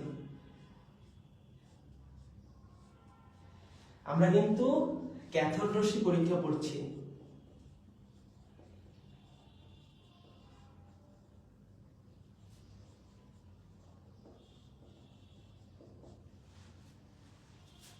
ক্যাথোড রশ্মি পরীক্ষা করছি। আচ্ছা, তো যখন এটাকে মুছে দিই, হাইড্রোজেন গ্যাস ছিল এখানে, মনে রেখো সবাই, হাইড্রোজেন গ্যাস ছিল। যখন আপনি সুইচ দিলেন তখন হচ্ছে এইখান থেকে একটা রশ্মি, এখান থেকে একটা কাল্পনিক রশ্মি যাওয়া শুরু করলো। এখান থেকে এই যে একদম এই যে নেগেটিভ সাইড থেকে একটা কাল্পনিক রশ্মি, উনি দেখলেন এখান থেকে একটা রশ্মি যাচ্ছে, এখান থেকে একটা রশ্মি যাচ্ছে। এটা হচ্ছে একদম সোজা লাইনে যাবে, এটা মনে রাখবে একদম সোজা লাইনে যাবে, একদম সোজা। তো এইটা এই নেগেটিভ সাইড থেকে যাচ্ছে। তো উনি চিন্তা করলেন এটা হচ্ছে ক্যাথোড রশ্মি নিয়ে পরীক্ষা করছেন, আর এটা সোজা লাইনে যাচ্ছে নেগেটিভ সাইড থেকে। তো উনি বললেন যে ক্যাথোড রশ্মির সাথে অবশ্যই ঋণাত্মক চার্জযুক্ত কোনো কণা আছে। কি আছে? উনি ধারণা করলেন ক্যাথোড রশ্মির সাথে ঋণাত্মক চার্জযুক্ত কোনো কণা আছে। তো এইটা যে সোজা পথে যাচ্ছে উনি কিভাবে বুঝলেন? কারণ এইটা হচ্ছে, এটা যেহেতু একটা রশ্মি অর্থাৎ আলোক রশ্মির মতো, তো এখানে যে চাকতিটা ছিল এর ঠিক বিপরীত পাশে সোজা সামনাসামনি এর ছায়া পড়ে। এবারে ছায়া পড়ে, তোমরা যদি আলোর একদম সামনাসামনি সোজাভাবে কোনো বস্তু রাখো তাহলে দেখবে ঠিক তার পিছনে তার ছায়াটা পড়ে। তো উনি সেই তত্ত্ব থেকে ভিত্তি করে বললেন যে এটা সোজা পথে যাচ্ছে। আর নেগেটিভ সাইড থেকে আসার কারণে বললেন এর সাথে মানে হচ্ছে নেগেটিভ চার্জযুক্ত কোনো কণা আছে। এইবার উনি দেখলেন এইখানে যে চাকতিটা ছিল এটা ঘুরছে। এটা কি হচ্ছে? ঘুরছে।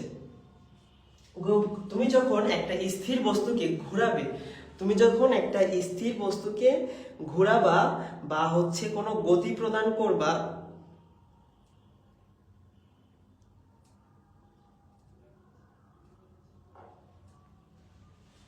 যখন কোনো স্থির বস্তুকে ঘোরাবা, গতি প্রদান করবা, তখন অবশ্যই তোমাকে শক্তি প্রয়োগ করতে হবে। তোমাকে অবশ্যই শক্তি প্রয়োগ করতে হবে। কিন্তু এটা একটা রশ্মি, এর মধ্যে শক্তি আসলে কোথা থেকে? এটা কিন্তু থমসন তখন অবাক হয়ে গেলেন। তারপর তিনি ধারণা করলেন অবশ্যই এর সাথে কোনো না কোনো কণা আছে। তখনও তিনি ইলেকট্রন আবিষ্কার করে পারেননি। এবার তিনি চিন্তা করলেন যেহেতু এর মধ্যে শক্তি আছে, এটা একটা এর মধ্যে কণা আছে অবশ্যই, তাহলে কণাটাকে পৃথক করা দরকার। এইবার সে দ্বিতীয় ধাপে পরীক্ষা করলো। দ্বিতীয় ধাপে পরীক্ষায় সে কি করলো? কণাটাকে পৃথক তো করতে হবে। পৃথক করার জন্য সে এটার সাথে, যেহেতু এটা ক্যাথোড রশ্মি, তাই এর সাথে তড়িৎ ক্ষেত্র আর হচ্ছে চৌম্বক ক্ষেত্র প্রয়োগ করলো। কি করলো? তড়িৎ ক্ষেত্র আর চৌম্বক ক্ষেত্র প্রয়োগ করলো। এইখানে সে একটা তড়িৎ ক্ষেত্র আনলো, ধরো পজিটিভ নেগেটিভ তড়িৎ ক্ষেত্র আনলো, আবার একটা চুম্বকও আনলো, নর্থ সাউথ। ঠিক আছে? তো চুম্বক আনলো, কিন্তু দেখলো এতে কোনো কাজ হচ্ছে না। কি হচ্ছে না? এতে কোনো কাজ হচ্ছে না। মানে সে চেষ্টা করেছিল যে এই রশ্মিটাকে বাঁকাবে, এই রশ্মিটাকে বাঁকিয়ে আধানগুলোকে আলাদা করে ফেলবে, তারপর সে পরীক্ষা করবে, কিন্তু সে তার পরীক্ষায় সফল হয়নি। তোমাদেরকে আমি শুরুতে বলেছিলাম এইটা হচ্ছে একটা ধাতুর তৈরি নল। কি? ধাতুর তৈরি নল। এর মধ্যে আছে কি? Hydrogen gas. এবার দেখো আমরা কারণটা বলি। তারপর তিনি ধারণা করলেন যদি কোনো আধানযুক্ত কণাকে আলাদা করতে হয় তড়িৎ ক্ষেত্রের মাধ্যমে, তাহলে তাকে অবশ্যই একটা অপরিবাহী মাধ্যমে থাকতে হবে। পরিবাহী মাধ্যমে থাকলে তাকে কখনোই আলাদা করা সম্ভব না। কি, যদি এই আধানটা কোনো পরিবাহী মাধ্যমে থাকে তাহলে সেটা কখনোই আলাদা করা সম্ভব না। কিন্তু এই যে হাইড্রোজেন গ্যাস, আধান নলের গায়ে লাগছে না, তাহলে পরিবাহী কে? উনি ধারণা করলেন যে এই যে হাইড্রোজেন গ্যাসটা আছে, এই হাইড্রোজেন গ্যাসটা ক্যাথোড রশ্মির প্রভাবে এটাই একটা পরিবাহীর মতো কাজ করছে। কি করছে? পরিবাহীর মতো কাজ করছে। তাহলে সেটা কি? সেটা ওই ঋণাত্মক আধানকে তোমার পরিবহন করছে। এই জন্য হচ্ছে এটাকে আলাদা করা পসিবল হচ্ছে না, এই জন্য এটাকে আলাদা করা পসিবল হয়নি। তো এবার তিনি চেষ্টা করলেন যে এখান থেকে হাইড্রোজেন গ্যাসকে সরাতে হবে। এবার তিনি এই নলটাকে একটু মডিফাই করলেন, মডিফাই করে এইখানে উনি একটা ভ্যাকুয়াম যুক্ত করলেন। কি? ভ্যাকুয়াম। উনি ভ্যাকুয়াম যুক্ত করলেন। এই যে ভ্যাকুয়ামটা যুক্ত করলো, ভ্যাকুয়াম যুক্ত করার মাধ্যমে উনি কি করলেন? নলকে সম্পূর্ণরূপে বায়ুশূন্য করতে পারলেন। এইবার যখন বায়ুশূন্য করলো, অর্থাৎ এখানে কিচ্ছু নাই, তাহলে শুধুমাত্র ক্যাথোড রশ্মি আসবে আর তার সাথে থাকা আধানটা আসবে। এবার তিনি করলেন কি? তার পরীক্ষার ধাপ এখানে শেষ করলো, দ্বিতীয় ধাপ। এবার তৃতীয় ধাপে তিনি এখানে একটা শক্তিশালী তড়িৎ ক্ষেত্র প্রয়োগ করলো। কি করলো? শক্তিশালী তড়িৎ ক্ষেত্র প্রয়োগ করলো। এইখানে ধরো দিল প্লাস আর এইখানে দিল মাইনাস। ঠিক আছে, এবার দেখো এখানে আমি একটু পরিষ্কার করি, ভালোভাবে বোঝাই। এই জায়গাটা খুবই গুরুত্বপূর্ণ, সবাই একটু মনোযোগ দিয়ে দেখবা।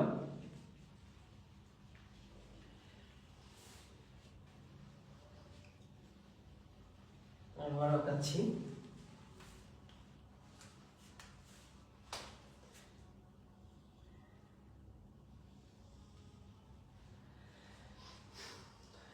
তো এইখানে উনি দিলেন পজিটিভ, এখানে দিলেন নেগেটিভ। এবার যখন নেগেটিভ দিল, এর মধ্যে কি ছিল? ধনাত্মক আধানযুক্ত কণা, ঋণাত্মক আধানযুক্ত কণা। তো আমরা কি জানি? সমধর্মী চার্জ পরস্পরকে বিকর্ষণ করে। সমধর্মী চার্জ পরস্পরকে বিকর্ষণ করে, বিপরীতধর্মী চার্জ পরস্পরকে আকর্ষণ করে। ছেলেরা ছেলেদের পছন্দ করে না, ছেলেরা মেয়েদের পছন্দ করে, মেয়েরা মেয়েদের পছন্দ করে না, মেয়েরা ছেলেদের পছন্দ করে। ব্যাপারটা ওইরকম। ঠিক আছে? তো এই যে ঋণাত্মক আধান, তাহলে কি? এটা হচ্ছে নেগেটিভ আর এটাও নেগেটিভ, বিকর্ষণ করবে, করলো। আর এ হচ্ছে পজিটিভ, এ হচ্ছে নেগেটিভ, তাহলে এর আকর্ষণ করবে, এর আকর্ষণ করে এইদিকে বাঁকায় ফেলবে। কি করলো? এইবার সে সফল হলো, বাঁকাতে সফল হলো, মানে আধানকে পৃথক করতে সফল হলো। তারপর সে চিন্তা করলো তড়িৎ ক্ষেত্রে যেহেতু সফল হয়েছি, তাহলে এবার ম্যাগনেটিক ফিল্ডও প্রয়োগ করে দিই। তাহলে ম্যাগনেটিক ফিল্ডও প্রয়োগ করলো। তাহলে ধরো এটা আসতেছে, এখানে সে একটা চৌম্বক রাখলো নর্থ সাউথ।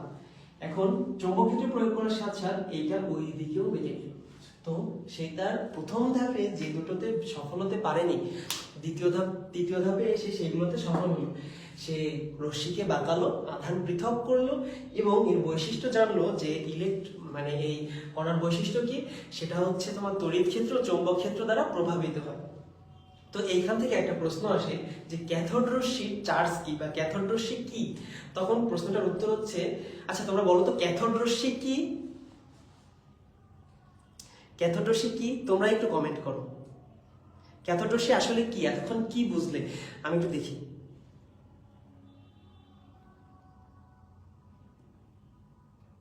ক্যাথোড রশ্মি কি? সবাই একটু কমেন্ট করো, আমি এটা বলে দেবো, সমস্যা নেই, কিন্তু যারা যারা পারবে কমেন্ট করে ফেলো। ক্যাথোড রশ্মি কি?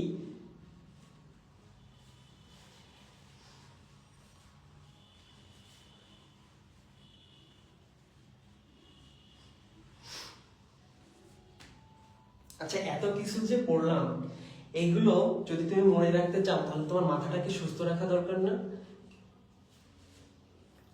কিন্তু ধরো তুমি একদিন একটা বিল্ডিং এর নিচে দাঁড়ায় আছো, তো উপর থেকে একটা ইট তোমার মাথার উপর পড়লো, তাহলে কি হবে? তুমি কি আর সুস্থ থাকবা? এই সব কিছু মনে রাখতে পারবা? এই দেখো,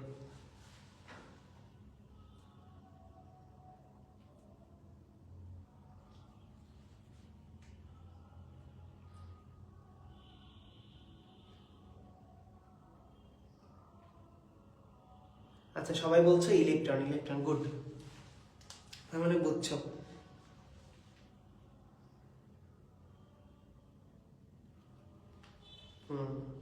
বুঝছো, একজন বলছো বুঝো নাই, তুমি ক্লাসটা যতটুকু সময় আমি রাখবো তার মধ্যে আরেকবার দেখে নিবা।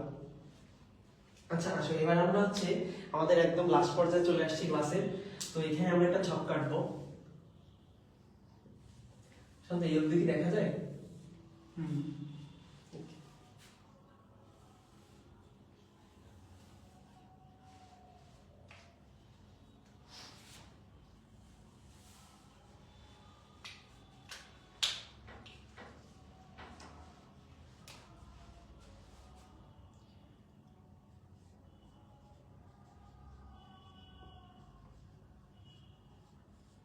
সবাই ছকটা আমার সাথে তুলো।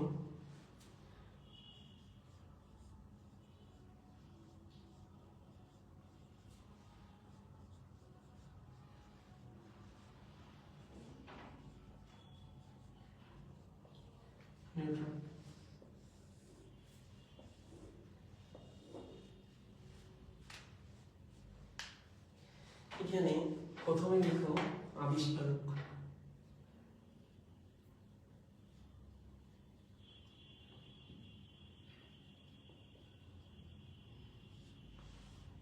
আবিষ্কারক, তোমাদেরকে আমি কি বললাম যে যদি ইটটা তোমার মাথায় পড়ে তাহলে তুমি সুস্থ থাকবে না, তাহলে পড়াশোনা মনে রাখতে পারবে না। তাহলে ইটটা কোথায় পড়তে হবে? ইটটা তোমার সাইড দিয়ে নিচে পড়তে হবে।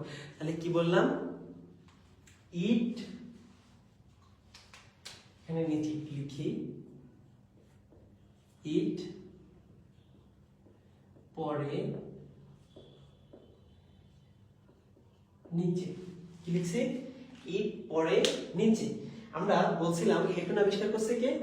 থমসন। তো থমসনকে থ উচ্চারণ না করে তুমি টমসন বলো না, তাহলে দেখো কোনো সমস্যা নাই। থমসন, টমসন বা ইংরেজি লিখতে গেলে কিন্তু সে টি দিয়ে লেখা লাগে, তাহলে তুমি ওটাকে টমসন করো। তাহলে দেখো ইলেকট্রন, ইলেকট্রনের রস্যই, এই রস্যই। আর আবিষ্কারককে টতে থমসন, সরি, আচ্ছা আমি টমসন লিখছি।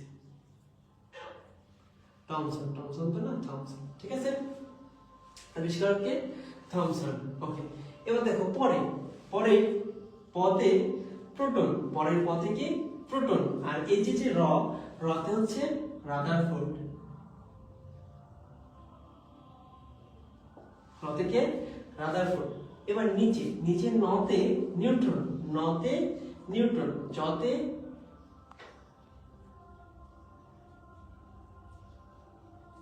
চ্যাডউইক, ওকে, জতে চ্যাডউইক। এবার আমরা এদের আবিষ্কারের সালটা পড়ে নেব। এটা কি সবাই বুঝছি? আচ্ছা এটা সবাই কমেন্ট করো, ইট পরে নিচে। সবাই কমেন্ট করবা ইট পরে নিচে, সবাই কমেন্ট করবে, আমি একটু দেখবো যে ইট পরে নিচে।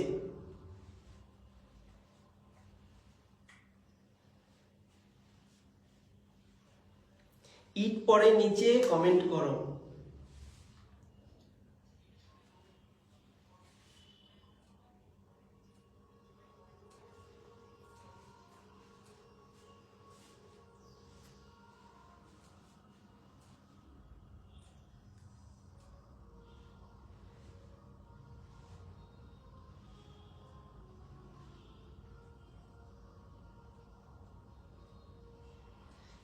ইট পরের নিচেতে কোনটাতে কি, কোনটাতে কি সেটাও আস্তে আস্তে কমেন্ট করতে থাকো। আমি ততক্ষণে সালটা তোমাদেরকে লিখে দিই, প্রত্যেকটা সাল।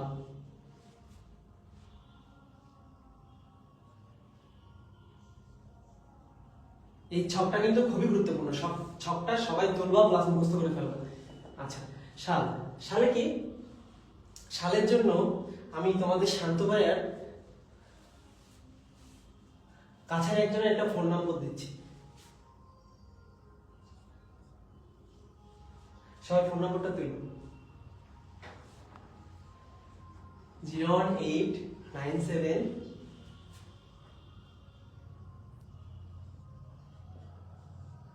দেখো তো ঠিক আছে কিনা, 11টা হয়েছে কিনা, ঠিকঠাক লিখছি কিনা। 1 2 3 4 5, হ্যাঁ একদম 11টা, পারফেক্ট। নাম্বারটা সবাই একটু মুখস্থ করবা, ঠিক আছে? তোমাদের শান্ত ভাইয়ের খুবই কাছের একজনের নাম্বার। তো দেখো এখানে নাম্বারটা একটু ফলো করো, আমি যেভাবে দেখাচ্ছি সেইভাবে একটু মনে রাখার চেষ্টা করবা। দেখো 01897, এখন তুমি জিরোটা বাদ দাও, জিরোটা বাদ দিলাম। জিরো বাদ দিলে প্রথম যে চারটা, এটা কি বলতো? একটু আগে পড়ে আসছে, এটা কি? থমসন এই সময় কি করছিল? এই সালে থমসন কিসের পরীক্ষা করছিল? কমেন্টটা একটু জানাও তো, থমসন কি নিয়ে পরীক্ষা করছিল এই সালে? সেই সালটা হচ্ছে 1897। ঠিক আছে? আচ্ছা, এবার দেখো এই যে 19কে ধরে নাও, 19কে এই দুই জায়গায় বসায় দাও, দিলাম। এবার 11 বছর 32 বছর, শেষ। আমাদের সাল পড়া শেষ। একটা ফোন নাম্বার মনে রাখো শুধু, 01897191132, এটাও মনে রাখো, তাইলেই হচ্ছে। দেখো 1897, 1911, 1932। আর কেউ যদি সিম্পলি মনে রাখতে পারো সরাসরি, তাতেও আমার আপত্তি নাই, কিন্তু যারা ধরো এইভাবে মনে রাখতে কষ্ট হয়, তারা ফোন নাম্বারটা মুখস্থ করতে পারো, ফোন নম্বরটা মুখস্থ করে নিও। ঠিক আছে? কেউ আবার এই নম্বরে কল করো না, ঠিক আছে? কল করো না, কল করে কাউকে বিরক্ত করবে না, তাহলে কিন্তু গ্রুপ থেকে শুভেচ্ছা স্বরূপ কিছু পেয়ে যাবো।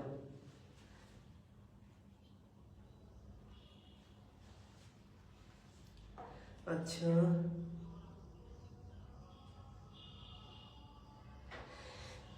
আচ্ছা, আমরা ক্লাসের প্রায় শেষের পথে, কেউ কি গুগলিটা পারলে না? সেই গুগলিটা কি কেউ পারলে না? আচ্ছা, আমরা এবার প্রকৃত ভরে আসি। এদের ভর জানবো।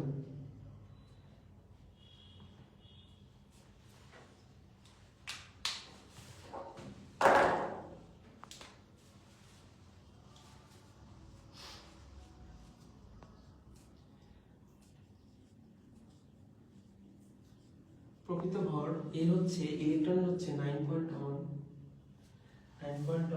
Into 10 to the power minus, দেখা যাচ্ছে এখানে 30। এটা হচ্ছে 1.673 10 টু দি পাওয়ার মাইনাস 27, আর এটা হচ্ছে 1.675। ওকে, এগুলা কিন্তু সব কেজিতে, সব কেজি। আচ্ছা, কেউ যদি কোথাও পড়তে না পারো তাহলে একটু কমেন্ট করো।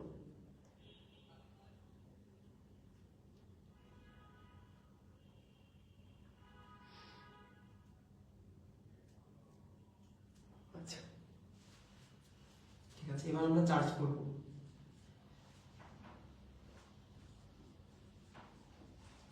চার্জ হচ্ছে, আচ্ছা, ইলেকট্রনের চার্জের একটা কাহিনী আছে।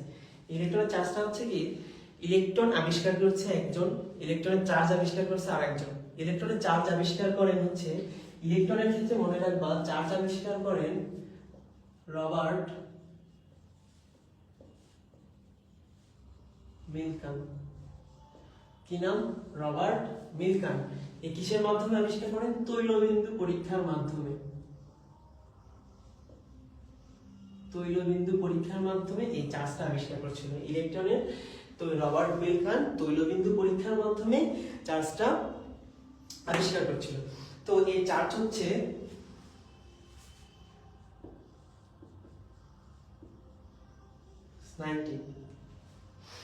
এটা লিখলাম না, এর আগে জাস্ট একটা মাইনাস বসাই দাও। এটা হচ্ছে ইলেকট্রনের চার্জ, ঠিক এর আগে প্লাস বসাই দাও।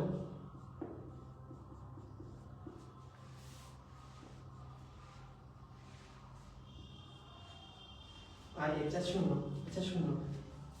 ঠিক আছে, এবার হচ্ছে আমরা পড়বো আপেক্ষিক চার্জ, আপেক্ষিক ভর। আপেক্ষিক চার্জ, আপেক্ষিক ভর। আচ্ছা, এই সময় কেউ কল দিবা না প্লিজ, ক্লাস চলাকালীন সময় কেউ মেসেঞ্জারে কল দিবা না।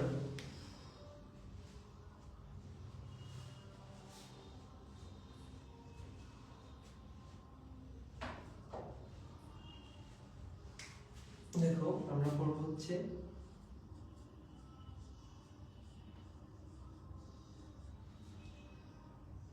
আপেক্ষিক ভর করে নিই। আপেক্ষিক ভরে আবার সেই ইলেকট্রনের ক্ষেত্রে, ইলেকট্রন হচ্ছে ধরো প্রোটনের ভরের 1/1837, 1/1837 গুণ। মানে হচ্ছে কি 1/1837 গুণ প্রোটনের ভরের।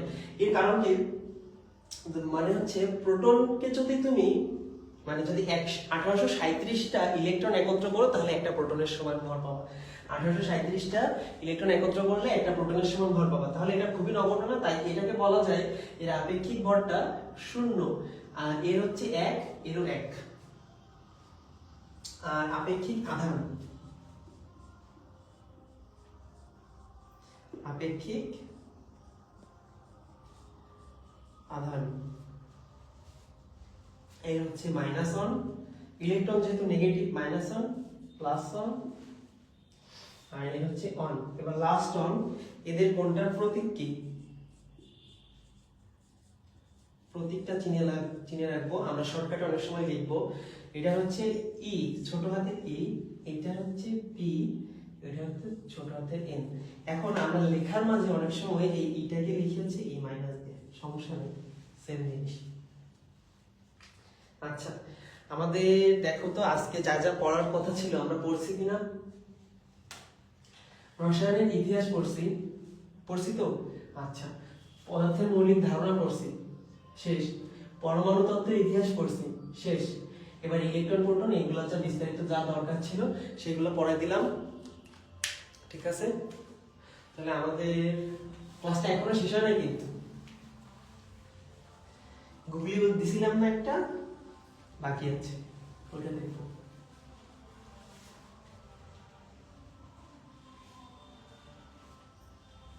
শুরুতে কি বলছিলাম? কেমিস্ট্রিকে পড়াবো, রসায়নকে পড়াবো রস দিয়ে।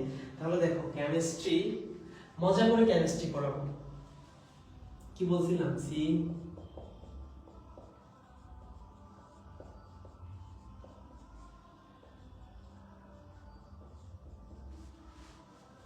সরি,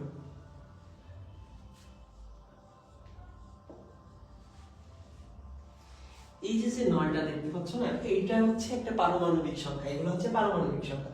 9 পারমাণবিক সংখ্যা কার? ক্লোরিন। 92 কার? ইউরেনিয়াম। 7 কার? নাইট্রোজেন। তাহলে কি হলো? Chemistry is fun. কেমিস্ট্রি মানেই হচ্ছে মজা, কেমিস্ট্রি মানে হচ্ছে মজা। তো আচ্ছা, ঠিক আছে, আমরা ক্লাস শেষ, ক্লাসের পড়াশোনা শেষ। তোমাদের জন্য একটা ছোট্ট ঘোষণা আছে, আগামীকাল তো অবশ্যই তোমরা পার্বণ ভাইয়ের ক্লাস করবা। আর হচ্ছে তোমরা যে ক্লাসগুলো করছো, ক্লাসের শুরু থেকে শেষ অবধি, মানে যতদিন আমরা ক্লাস চালাইতে পারবো তোমাদের ইন্টারেস্ট অনুযায়ী, যদি এইভাবে লাইভে তোমাদের সংখ্যা কমতে থাকে তাহলে হয়তো বেশি দিন চলবে না ফ্রি প্রোগ্রামটা, কিন্তু তোমাদের যত রেসপন্স বাড়বে এটা তত দীর্ঘদিন ধরে আমরা চালাবো, ঠিক আছে? তো যে কয়দিন চলবে, তো এর মাঝে যে কয়টা ক্লাস হচ্ছে শুরু থেকে শেষ অবধি প্রত্যেকটা সাবজেক্টের নোট, আজকের ক্লাস আমার ক্লাসের নোট, এইটা গতদিন শান্ত ভাইয়ের ক্লাসের নোট, এইগুলো তোমরা আমাদের যে পাবলিক গ্রুপ আছে, অর্থাৎ মেডিকেল আওয়ার গোল আর হচ্ছে মেডিকেল অ্যাডমিশন কেয়ার, এই দুইটা গ্রুপে তোমরা এই নোটগুলো শেয়ার করবা। কারণ খুব শীঘ্রই, ধরো 3-4টা ক্লাস পরেই হচ্ছে আমরা তোমাদের সুন্দর নোটের একটা প্রতিযোগিতা দিব। তো যাদের আমরা দেখব শুরু থেকে ওই প্রতিযোগিতা চলাকালীন শেষ অবধি প্রত্যেকদিন নোট সাবমিট করছে, ওই গ্রুপে পোস্ট করছে সুন্দর করে, নিজের নাম, নিজের স্কুল, আর তুমি কার ক্লাস করছো, কার ক্লাস করলা, ক্লাস কেমন লাগলো, এই সমস্ত কিছু একটু হালকাভাবে লিখে এই নোটটা সুন্দর করে যারা পোস্ট করবা তাদেরকে পরবর্তীতে পুরস্কার দেওয়া হবে, ঠিক আছে? পুরস্কার কিন্তু অল্প স্বল্প পুরস্কার না, ভালো পরিমাণ পুরস্কার দেওয়া হবে। আর আজকে যারা নোট করছো,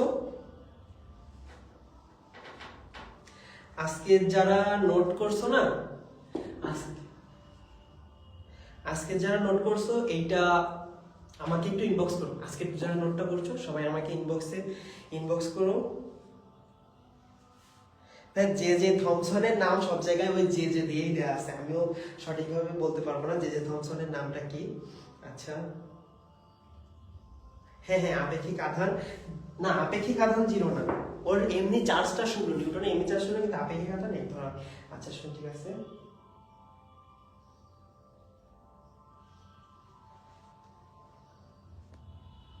আচ্ছা, আমরা আজকের ক্লাসটা এখানে শেষ করছি। তো তোমরা আগামীকাল পার্বণ ভাইয়ের ক্লাসের জন্য অপেক্ষা করো, পার্বণ ভাই আরো ভালো কিছু নিয়ে আসবে তোমাদের জন্য। সবাইকে ধন্যবাদ।